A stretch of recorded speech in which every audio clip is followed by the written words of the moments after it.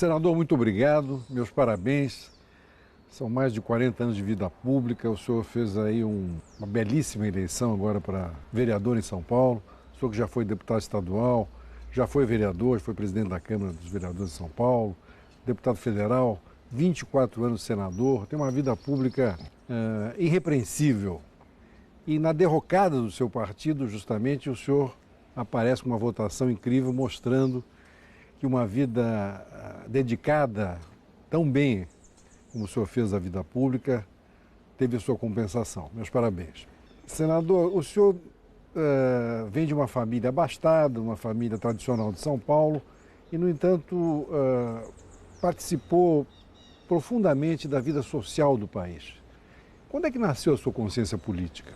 Olha, meus pais, Paulo Cochrane Esprici e Filomena Matarazzo Esprici, eram muito católicos e procuraram transmitir a mim e a meus irmãos.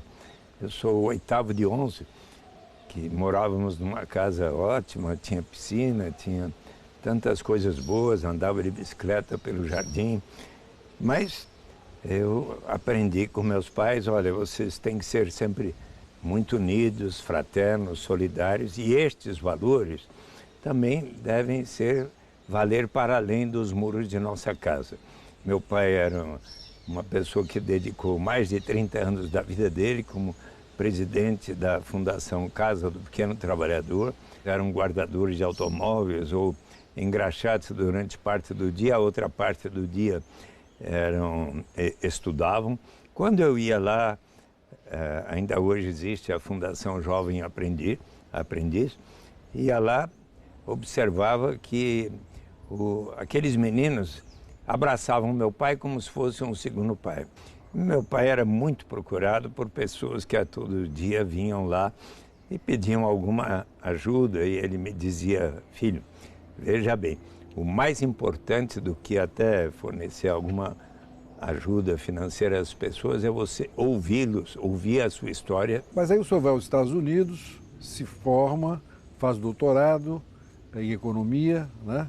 E vê uma sociedade capitalista, moderna, funcionando, né? Sim, mas olha, quando eu tinha 21 anos, estava estudando administração de empresas, disse a meus pais, olha, vai haver o Festival da Juventude pela Paz e Amizade em Helsinki e uma oportunidade de uma excursão para ver os países socialistas. Eu queria muito saber o que era.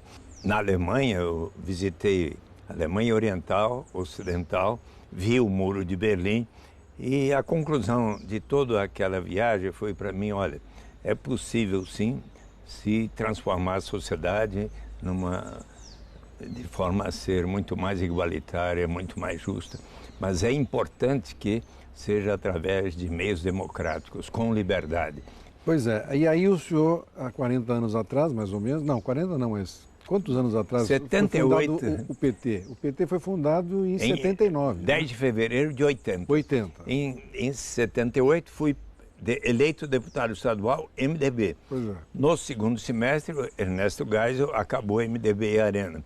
E os líderes sindicais e intelectuais que estavam formando o PT convidaram a mim e 5 outros deputados estaduais para participarmos da fundação do PT. Eu aceitei. Então, o senhor é um dos fundadores do PT, um partido que nasceu com tanta esperança, muito, né? Para modificar o Brasil, com ética, e, no entanto, aconteceu tudo isso. Como é que está o seu coração? Olha, tantas vezes me perguntam, mas com todos esses problemas no PT, você não vai sair e tal? Eu digo, olha, quando numa grande organização, mais de 1.800.000 pessoas, alguns cometem erros gravíssimos, enriquecimento ilícito, constitui minha responsabilidade procurar prevenir e corrigir aqueles erros, e ali onde eu estiver, 24 anos no Senado, 13 meses agora, recentemente, honrado pelo prefeito Fernando Haddad para ser o secretário municipal de Direitos Humanos e Cidadania, um prefeito extremamente sério, no qual eu acredito muito, sou testemunha, aí eu tenho que agir da maneira mais correta, transparente, ética e com toda a retidão. Então, quero procurar fazer com que o PT acerte, e pessoas como Olívio Dutra, Tárcio Genro, dentre outros, o próprio Fernando Haddad, o deputado Paulo Teixeira, são figuras com as quais eu tenho muita afinidade e querem fazer refundar o partido, o PT caminhar nos trilhos certos.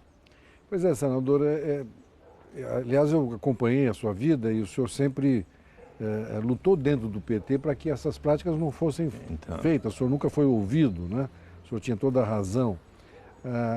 Mas isso lhe magoou muito? Eu quero saber do ponto de vista humano. Sim, meu coração está ferido.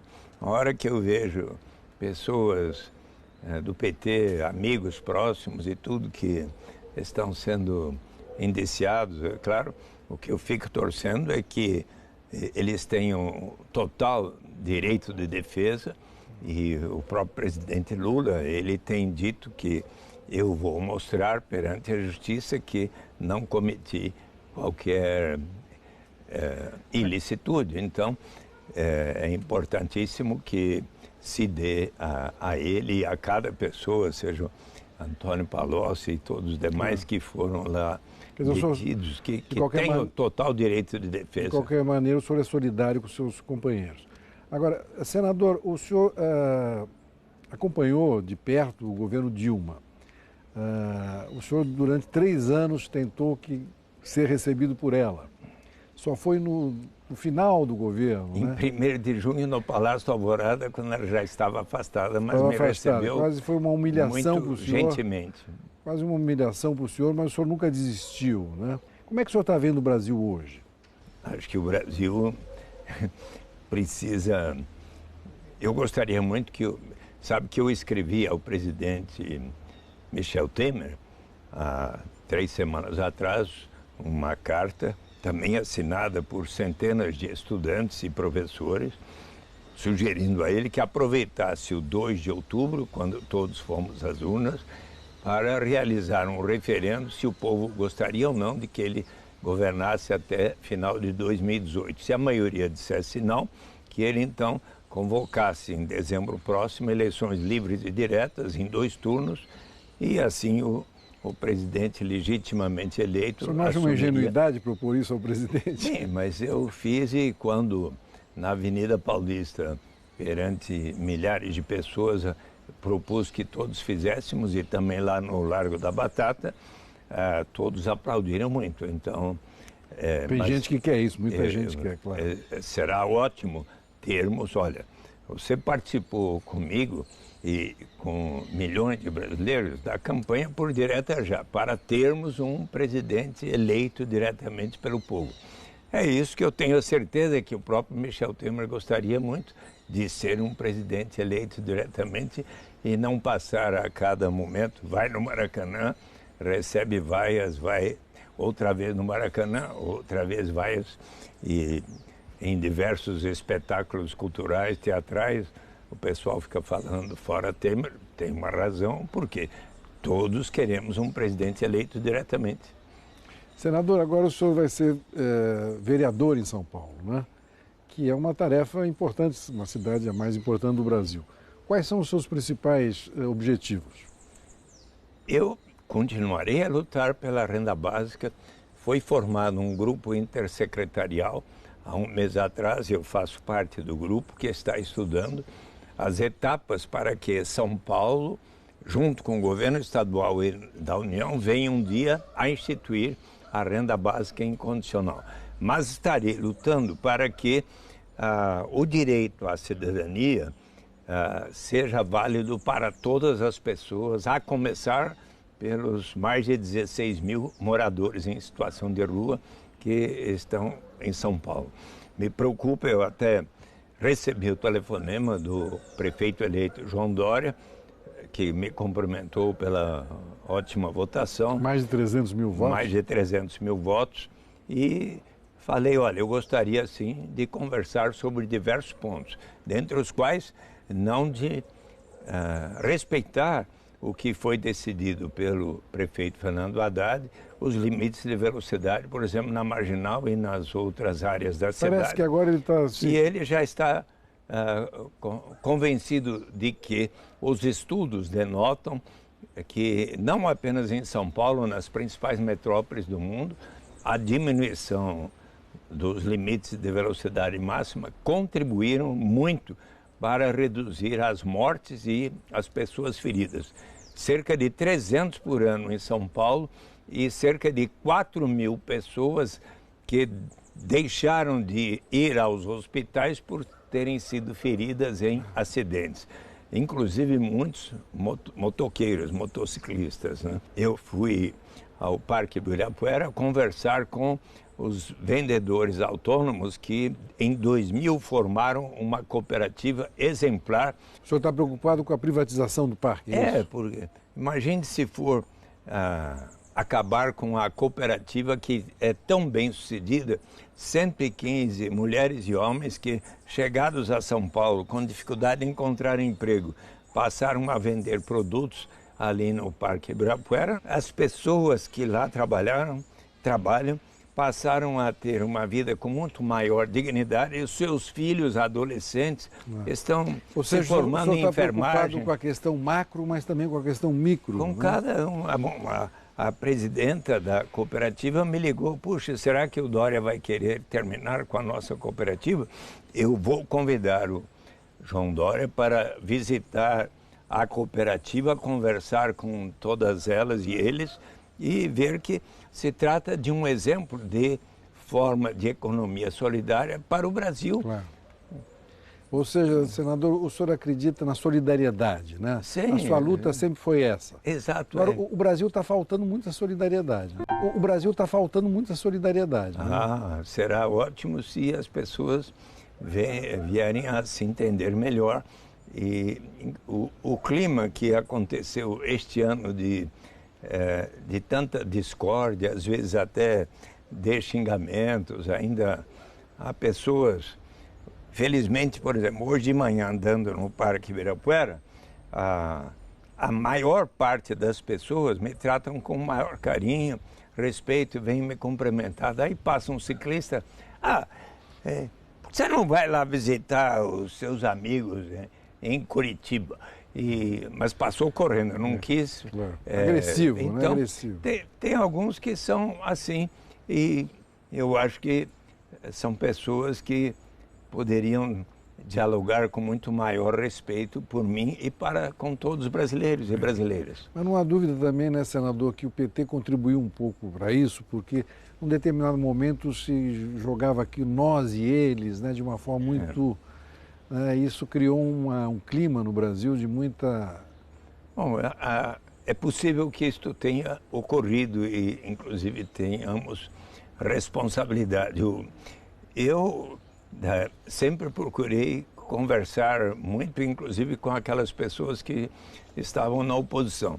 No diálogo com o João Dória, eu mencionei a ele, olha, eu tenho transmitido aos jornalistas que me perguntam que a minha atitude será de construtiva e respeitosa com o prefeito. Assim como eu, por exemplo, senador, muitas vezes solicitei audiência junto ao governador Geraldo Alckmin, ele sempre me recebeu, conversamos ainda no ano passado, eu levei lá os membros do Quilombo, da Praia da Fazenda em Ubatuba, e foram resolvidos. O senhor acredita na democracia? Acredito. Né? Veja, em todo o desenrolar dos programas de garantia de renda mínima, você sabe que o projeto que hoje é o Bolsa Família nasceu muito do diálogo que eu tive com os economistas do PT quando apresentei o primeiro projeto de garantia de renda mínima através de um imposto de renda negativo, e José Márcio Camargo, da PUC do Rio de Janeiro, disse, Eduardo, seria bom começar a renda mínima começando para as famílias carentes que tenham crianças desde que estejam frequentando a escola para cortar um dos elos do círculo vicioso da pobreza. Escreveu sobre isso na Folha 2 vezes, 95. Cristóvão Buarque, no Distrito Federal. José Roberto Magalhães Teixeira começaram em Campinas os primeiros programas chamados primeiro Bolsa Escola, depois veio o Bolsa Alimentação, o Auxílio Gás, o cartão alimentação pelo presidente Lula em 2003, unificou e racionalizou todos. Mas, senador, mudando um pouquinho o eixo da nossa conversa, que coisa o senhor não teria feito, por exemplo, estou me lembrando agora que o senhor votou contra o presidente Tancredo Neves. O senhor faria a mesma coisa hoje? Olha, eu me lembro de ter cruzado no tapete azul com o presidente Tancredo Neves e falei para ele, olha, é uma decisão do nosso partido de não aprovar qualquer nome que não seja não tenha sido eleito diretamente, e o senhor há de respeitar. Então, eu acho que Tancredo Neves era uma pessoa de excepcional qualidade, tenho o maior respeito por tudo que ele fez, inclusive a contribuição para a democratização do Brasil. Mas nós do PT fomos os primeiros a organizar o primeiro comício das diretas já, 27 de novembro de 83, diante do estádio do Pacaembu. Sabe que tinha umas 30 mil pessoas, o comício foi um sucesso. Mas não passou no Congresso, né? Então... Aliás, eu sempre digo, a campanha pelas diretas já constitui um exemplo de como transformar o país por meios não violentos, como assim pregava Martin Luther King Jr. I have a dream, eu tenho um sonho. Faz um discurso brilhante onde ele diz coisas que sempre marcaram. Nós não podemos mais aceitar de tomar o chá do gradualismo como aqueles que dizem que as coisas vão se mudar com o tempo. Mas, se não houver as mudanças imediatas na direção da igualdade dos direitos civis e direitos iguais de votação para brancos e negros, a América vai viver um novo verão abrasador. Mas não vamos também aceitar os sermos culpados de ações erradas. Vamos sempre procurar, não vamos aceitar tomar do cálice do veneno, do ódio, da guerra, da vingança. Vamos sempre confrontar a força física com a força da alma. Se desejarmos construir uma nação justa e civilizada, erradicar a pobreza absoluta, objetivo fundamental, artigo 3º da Constituição, e provermos dignidade e liberdade real a todos, uma solução tão de bom senso quanto você sair de casa pela porta, Roberto, é instituirmos a renda básica de cidadania. O senhor é um pregador, né, senador? E eu espero, durante a minha vida, ver a renda básica de cidadania, em que pese eu fiquei bastante preocupado, a aprovação em primeiro turno da PEC 241, que limita os aumentos de gastos. Mas, na educação e na saúde, principalmente. Né? Mas eu fiquei pensando, mas como é que vai ficar a introdução gradual da renda básica de cidadania? Poderá ser feita por substituição de programas. Senador, nós estamos terminando, infelizmente, o programa. O senhor adora cantar o Blowing in the Wind. Por que o senhor gosta tanto daquela letra? Ao final das minhas palestras sobre como construir uma sociedade justa e pregando a renda básica de cidadania, eu digo que quando houver a renda básica no Brasil e em todo o planeta Terra, nós estaremos muito mais próximos daquele ideal que fez com que, quando houve as guerras do Vietnã e do Iraque, os povos do mundo saíram às ruas para, então, pedir que acabasse a guerra, e daí, se me permite, cantaram How many roads must a man walk down before you may call him a man? And how many seas must the white dove sail before she slips in the sand? And how many times must the cannonballs fly before they are forever banned? The answer, my friend, is blowing in the wind. The answer is blowing in the wind. Canta comigo agora. Pois é. The answer, my friend, is blowing in the wind. The answer is blowing in the wind. Parabéns, senador. Um abraço. Um abraço grande. O maior prazer estar aqui. Essa letra realmente é linda, maravilhosa. né?